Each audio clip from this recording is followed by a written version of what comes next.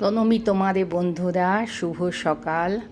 আরেকটি সুন্দর সকালে আমরা চলে এসেছি। আমরা সব বড় বড় মানুষদের আশীর্বাদ নিয়ে, প্রণাম নিয়ে সুন্দর সকালটি তৈরি করছি। আজকে তোমাদের খুব সুন্দর সুন্দর জিনিস দেখাবো। দেখো, আমাদের গ্রাম বাংলা, শস্য শ্যামলা বাংলা, এত সবজি পাতি আর এত ফ্রেশ পাওয়া যায় যে না দেখিয়ে তোমাদের পারছি না।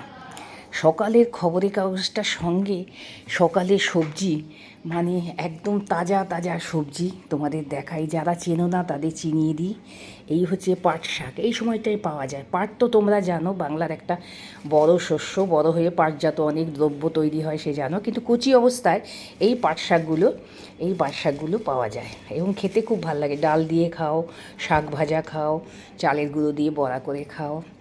আর এ হচ্ছে কলমি শাক। কলমি শাকটা খুব তাজা, দেখো কলমি শাকটা সর্ষে, ভুল বললাম, রসুন আদা কাঁচা লঙ্কা দিয়ে খেতে খুব ভালো লাগে। অনেকে চিংড়ি মাছ দিয়ে খায়।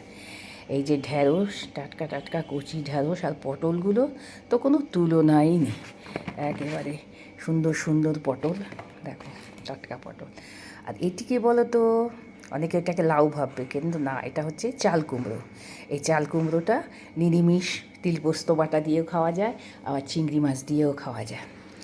যে বেগুন, মিষ্টি কুমড়ো, এই সময় খুব ডাঁটা পাওয়া যায়। এই যে কাটোয়ার ডাঁটা, শাক পাতা ফেলে দিয়ে শুধু ডাঁটাটা রেখে দিয়েছি। আর এই যে শুক্তোর তরকারি, যা গরমের দিনে খুব খাওয়া উচিত, এই যে থানকুনি পাতা, দেখো টাটকা থানকুনি পাতা, পেঁপে,